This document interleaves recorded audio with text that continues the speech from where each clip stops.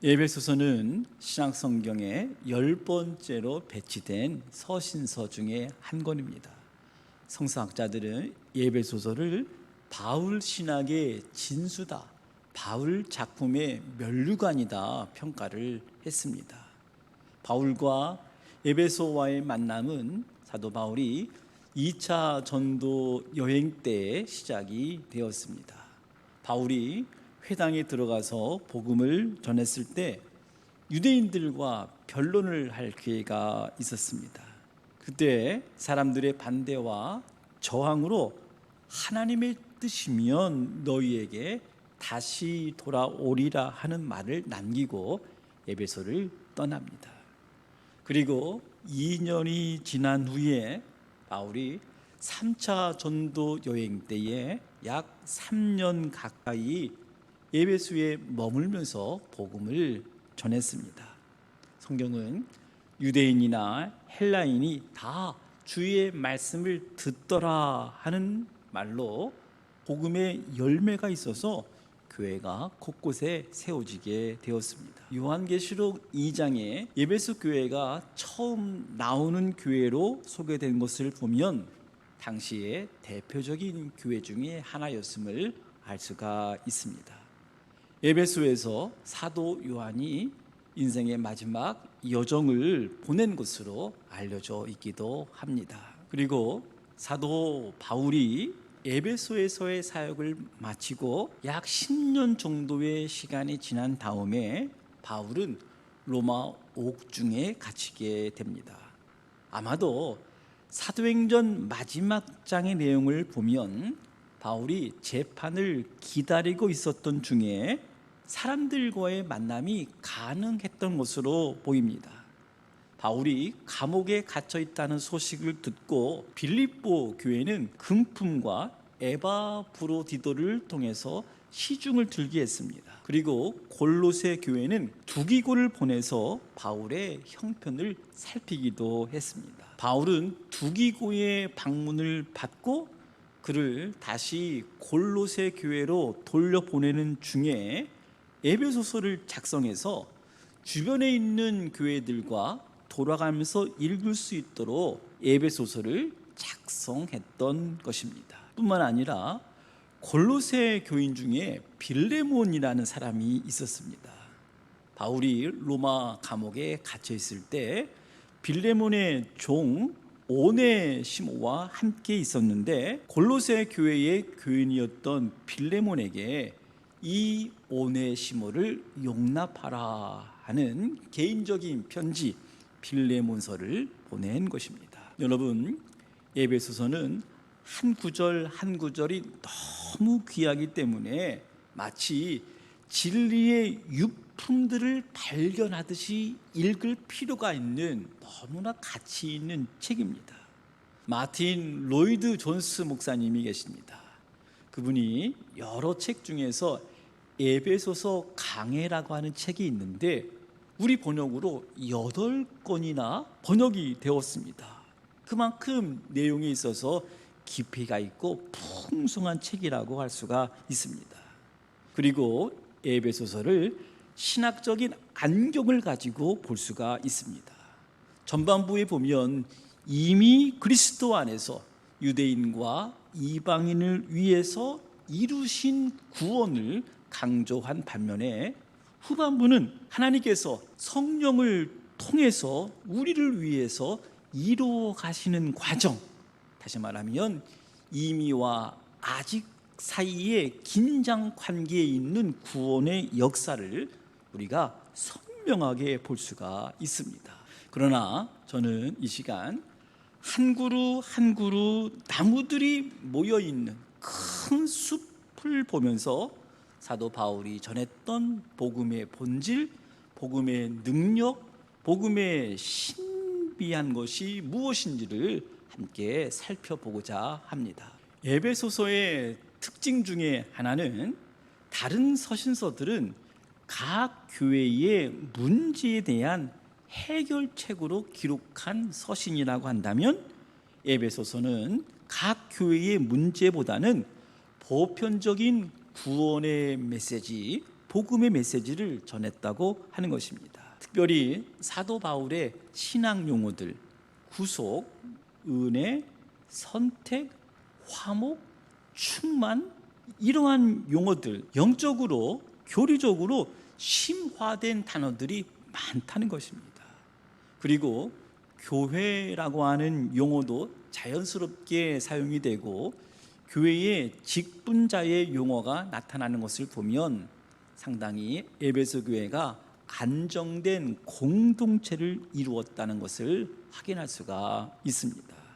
아마도 바울이 3년 가까이 에베소에서 말씀을 가르치고 교회를 세우는 데 열성을 다한 결과가 아닐까 생각을 해봅니다. 그래서 학자들 가운데 에베소서는 바울의 제자들에 의해서 완성된 책이다, 그렇게 주장을 하는 사람도 있습니다. 그만큼 말씀이 깊이가 있고 풍성한 탁월한 신학적 통찰이 있는 책이라고 할 수가 있다는 것이죠. 에베소 사역에 대해서는 사도행전 19장의 스토리가 나타납니다. 사도 바울이 에베소에 도착해서 어떤 사람들을 만났는데 믿을 때 임하시는 성령을 알지 못했다. 그들은 요한의 세례만 알고 있었던 사람들이었습니다. 바울은 그들에게 요한이 내 뒤에 오시는 분을 믿으라 했던 바로 그분이 예수님이심을 증거했습니다. 그래서 그들이 복음을 듣고 주 예수 그리스도의 이름으로 세례를 받고 첫 교회가 생긴 이야기를 소개하고 있습니다. 12명이었습니다. 그리고 바울이 회당에 들어가서 석 달 동안 하나님 나라를 전하는데 어떤 사람들은 마음이 굳어져서 순종하지 않고 바울을 비방했다. 그래서 바울이 찾아간 곳이 두란노 서원이었습니다. 거기에서 바울은 2년 동안 복음을 전했습니다. 아시아에 사는 유대인이나 헬라인들이 다 말씀을 들었다. 사람들이 바울의 손수건이나 앞치마를 가져다가 병든 사람들에게 얹으면 병이 치료되고 귀신이 떠나가는 역사가 나타났던 것입니다. 그런데 유대인 중에 제사장이었던 스게와의 7 아들이 귀신 들린 사람에게 이렇게 말합니다. 바울이 전하는 예수의 이름으로 명하노라 하였는데 오히려 귀신이 내가 예수도 알고 바울도 아는데 너희는 누구냐 하면서 귀신 들린 사람이 그 사람들에게 뛰어올라서 그들을 제압하였습니다. 그래서 그들이 벗은 몸으로 도망갔다 하였습니다. 이 소문 때문에 많은 유대인들과 헬라인들이 두려워했다고 했습니다. 그 중에 마술을 행했던 사람들 중에 마술책을 가지고 와서 불사르는 일도 일어난 것입니다. 사도행전은 이 사건 이후에 주의 말씀이 흥황했다라고 기록을 해주고 있습니다. 여기에서 사도행전 기자는 또 하나의 특별한 사건을 기록합니다. 더메드리오라고 하는 은을 가지고 우상의 모형을 만드는 사람이 있었는데 우상 숭배를 위해서 아데미 신전으로 몰려온 사람들을 대상으로 장사했던 사람입니다. 그런데 바울이 사람의 손으로 만든 것은 신이 아니다, 이 말을 듣고 사람들이 회개하기 시작했습니다. 그래서 자연스럽게 어떻게 된 겁니까? 자기 사업에 방해가 된 것입니다. 그래서 바울 일행을 고소하기에 이르렀습니다.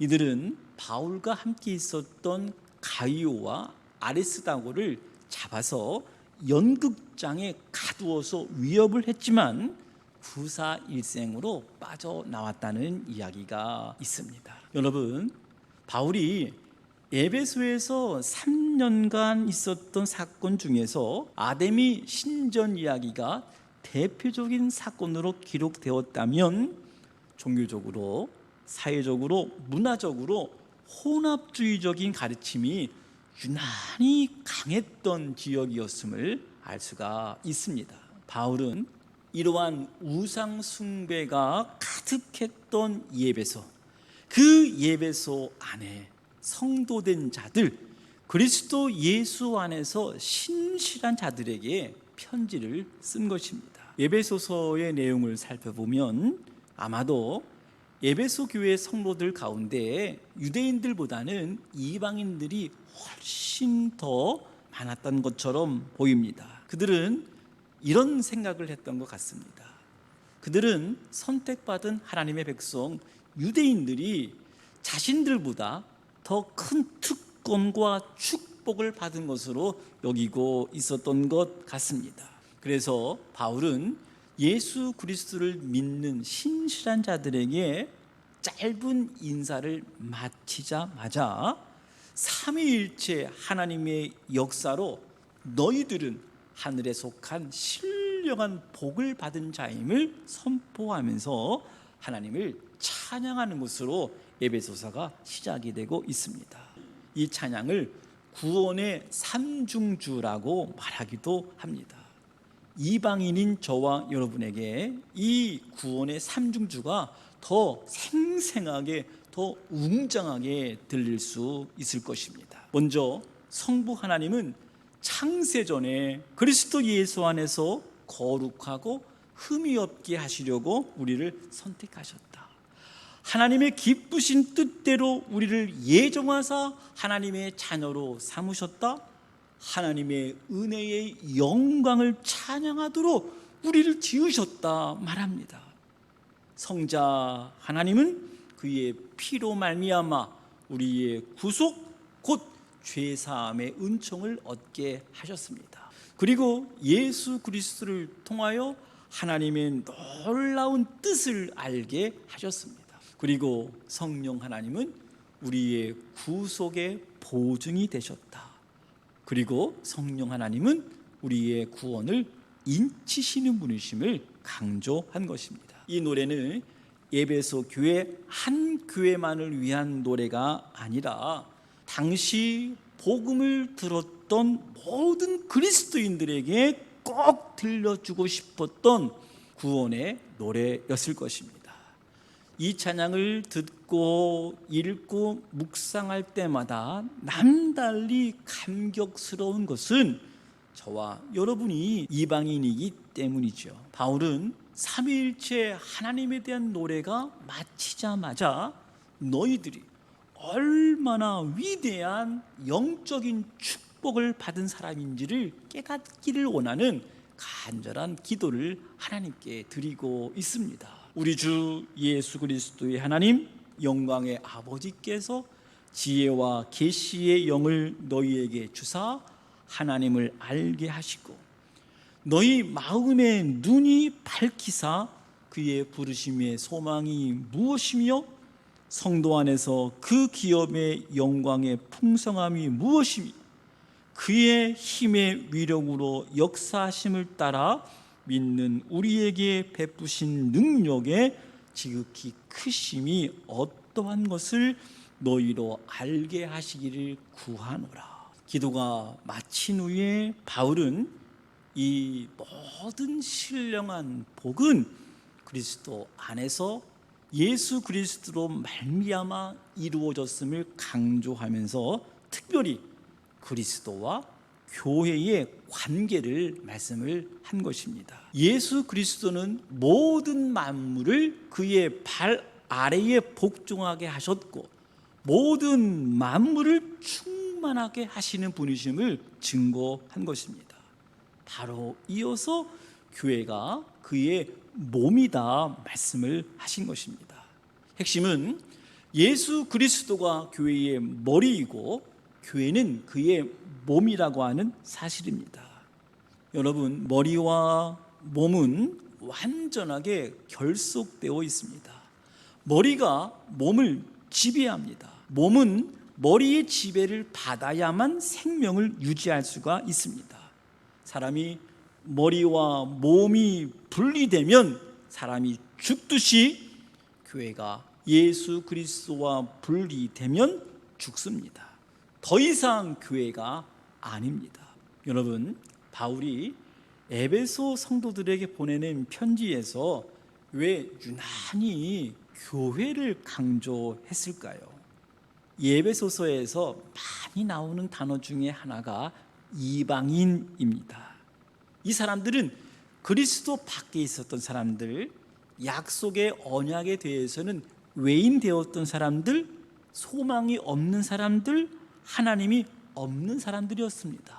그런데 이 사람들이 그리스도로 말미암아, 그리스도의 피로 말미암아 그리스도 안에서 유대인과 이방인이 한 세 사람, 즉 새로운 공동체 교회를 이루게 되었음을 강조했기 때문입니다. 그러나 현실은 이 에베소 교회 안에서도 디아스포라 유대인 신자들과 이방인 신자들과 갈등이 있었습니다. 이 문제는 에베소 교회의 문제뿐만 아니라 당시 전체 교회의 문제이기도 했습니다. 사도 바울이 이 문제를 어떻게 해결했을까요? 바울은 이 문제의 해결을 복음에서 찾고 있습니다. 그는 우리의 화평이신지라 둘로 하나를 만드사 원수된 것, 즉 중간에 막힌 담을 자기 육체로 허시고 유대인 기독교인들과 이방인 기독교인들 사이를 원수로 만드는 담이 있었던 것입니다. 15절이 말하고 있는 법조문으로 된 계명의 율법이다 말하고 있습니다. 하나님께서 자기 백성들에게 은혜를 주시기 위해서 하나님께서 사랑하시기 때문에 주신 율법이 유대인들과 이방인을 원수로 만드는 담이 되었다고 하는 것입니다. 바울의 해법이 무엇이었습니까? 예수 그리스도께서 율법의 모든 요구를 십자가에서 자신을 내어주시면서까지 온전히 순종하심으로 이루셨음을 선포하면서 너희는 성령 안에서 하나님 아버지께 나아갈 수 있는 자가 되었음을 선포한 것입니다. 그래서 너희들은 하나님의 권속이 되었다. 너희들은 그리스도인이 되자마자 하나님의 가족이 되었음을 선포한 것입니다. 계속해서 바울은 건축 재료를 비유로 들어서 교회에 대해서 다시 설명합니다. 너희는 사도들과 선지자들의 터 위에 세움을 입은 자라 하였습니다. 모퉁이 돌이란 예수 그리스도를 의미하고 건물이란 예수 그리스도의 십자가에서 흘리신 피로 구속함을 입은 성도들을 의미했고 주 안에서 그 안에서 건물마다 서로 연결하여 성전이 되어 간다고 말씀했습니다. 바울은 더 깊이 있는 말씀을 전합니다. 성삼위 하나님께서 이루신 구원의 역사는 이방 사람들이 죄와 사망에서 구원으로 끝나는 것이 아니라 너희들도 성령 안에서 하나님이 거하시는 처소로 세우셔서 거룩하고 흠이 없는 자기 백성으로 삼으시겠다고 말씀한 것입니다. 2장 22절로 확인해 보십시오. 너희도 성령 안에서 하나님이 거하실 처소가 되기 위하여 그리스도 예수 안에서 함께 지어져 가느니라. 얼마나 영광스러운 말씀입니까? 얼마나 복된 말씀입니까? 이것이 바로 하늘에 속한 신령한 복을 받은 사람들의 은총이라고 여겨지게 됩니다. 여러분, 하나님께서 이루신 구원의 공동체 교회가 거룩하다고 말하는 이유가 무엇일까요? 교회는 우리를 선택하신 분이 바로 거룩하신 하나님이시기 때문입니다. 교회에는 십자가에서 우리의 죄를 대속해 주신 그리스도의 보혈이 흐르는 곳이기 때문입니다. 죄인들에게 죄사함이 선포되고 끝없는 용서와 은총이 있는 것입니다. 뿐만 아니라 여전히 죄 가운데 허우적거리는 연약한 모습이 우리 모두에게 있지만 성령의 위로 안에서 교회가 교회되어져 가는 과정에 우리의 교회가 존재한다고 하는 사실입니다. 그러나 인정해야 될 것이 있습니다. 이 땅에서 흠없이 살아가는 완전한 거룩함은 완성되지 않습니다. 그래서 에베소서는 이 영광스러운 교회를 위해서 하나님이 이 땅에 있는 교회, 다시 말하면 보이는 교회로 말미암아 은혜의 도구, 말씀을 전하고 말씀을 가르치는 자들을 세우셨다고 증거한 것입니다. 그래서 교회를 어머니라고 말하는 거예요. 이 말은 교회를 통해서 그리스도인이 태어나고 말씀으로 잘 양육하고 가르쳐서 진정한 하나님의 백성이 되게 하는 곳이다. 이 땅의 큰 교회, 작은 교회, 보이는 교회들로 하여금 그리스도의 장성한 분량이 충만한 데까지 이르도록 하나님은 역사하신다는 것입니다. 우리가 다 하나님의 아들을 믿는 것과 아는 일에 하나가 되어 온전한 사람을 이루어 그리스도의 장성한 분량이 충만한 데까지 이르리니.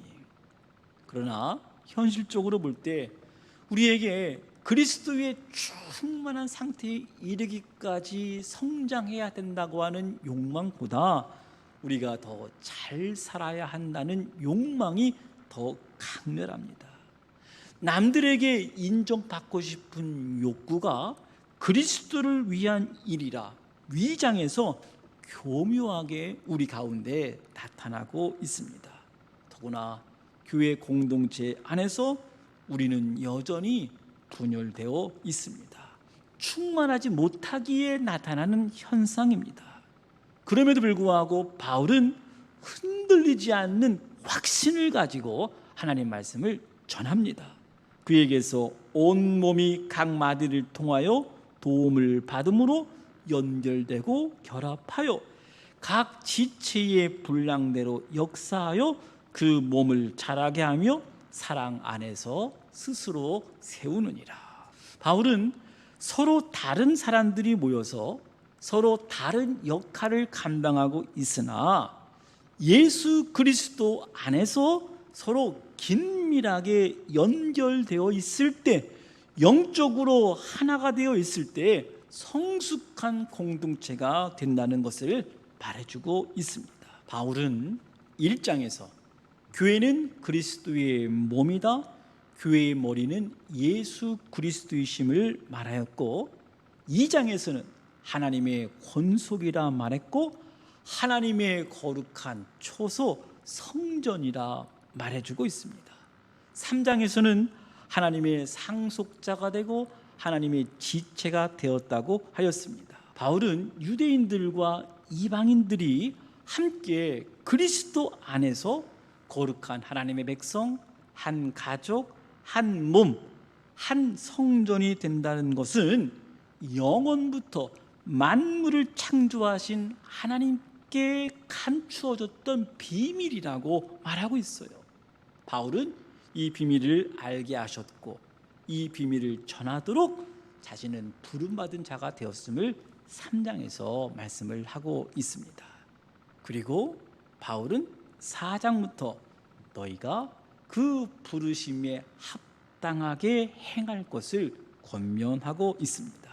4장에서는 교회 공동체 안에서 하나님의 가족들이 어떻게 교제하며 살아야 하는지, 5장에서는 나를 둘러싼 모든 인간관계 속에서, 부부관계에서 부모와 자녀 사이에, 사회에서는 주인과 종 사이에 그리스도인다운 생활이 어떤 모습인지, 6장에서는 그리스도인들의 온전한 삶을 방해하고 공격하는 외부 적들에 대해서 어떻게 싸우며 살아야 할지를 말씀을 해주고 있습니다. 여러분, 이 모든 부르심에 합당한 삶에 가장 중요한 것이 무엇일까? 제 눈에는 4장 15절에 눈에 띄는 한 구절이 있습니다. 오직 사랑 안에서 참된 것을 하여 범사에 그에게까지 자랄지라. 그는 머리니 곧 그리스도라. 아마도 제 추측에는 에베소 교회가 처음에는 유대인들과 이방인들 사이에서 그리스도 안에서 사랑 가운데 행했던 성령 충만한 교회였을 것입니다. 훗날 사도 요한이 요한계시록에서 에베소 교회를 향해서 편지를 하면서 권면했던 것은 너희들이 내 이름을 위해서 견디고 게으르지 아니한 것을 내가 알지만 한 가지 책망할 것이 있다면 너희의 첫 사랑을 버렸느니라. 너희들이 어디서 사랑을 잃었는지 생각해 보아라. 그리고 회개하라. 처음 행위를 가지라. 그렇지 않으면 내가 가서 내 촛대를 그 자리에서 옮길 것이라 말씀을 하고 있습니다. 사랑하는 성도 여러분, 주님께서 피로 사신 주님의 몸된 교회가 분쟁과 분열로 서로 헐뜯고 찢겨진 상처가 있는 교회들이 있습니까? 방법이 무엇이겠습니까? 단 하나밖에 없습니다. 나도 십자가 앞에, 그리고 너도 십자가 앞에 서는 길밖에 없습니다. 제가 연말이 될 때마다 성탄의 계절에 한 교회만이라도 서로 부둥켜 안고 화해했다고 하는 소식, 십자가로 말미암아 서로 용납했다고 하는 소식이 들리는 희망을 여러 해 말했던 경험이 있습니다. 우리 교회를 포함해서 한국 교회는 갱신의 기로에 서 있습니다. 이 상황 속에서 한국 교회가 갱신하지 않으면 한국 교회의 촛대를 옮기실 것입니다. 새로워져야 되고 정상화되어야 하고 회복되어야 하는데 그 갱신의 길이 무엇일까요? 에베소서는 복음의 본질, 사역의 본질, 교회의 본질, 믿음의 본질이 무엇인지를 가장 선명하게 전해준 영적인 서신서라고 할 수가 있습니다. 예수 그리스도는 만유의 주인이시고 우리는 예수님 안에서 만물을 소유한 자가 되었고 예수 그리스도 안에 참된 인생의 의미와 지혜가 있고 예수 그리스도 안에 참된 위로가 있고 예수 그리스도 안에 참된 거룩함이 있고 예수 그리스도 안에 참된 구원이 있고 예수 그리스도 안에 참되고 무한한 기쁨이 있고 예수 그리스도 안에 참되고 영원한 생명이 있음을 선포한 책 에베소서. 에베소서를 읽고 묵상하는 동안 예수 그리스도 안에 복음 안에 문제를 푸는 해법이 있음을 깨닫고 확신하고 믿음으로 순종할 때 놀라운 복음의 능력, 복음의 역사가 나타나게 될 것입니다. 에베소서가 주시는 은혜의 물결이 충만하게 흘러 넘치는 복된 한 주가 되시기를 간절히 바랍니다.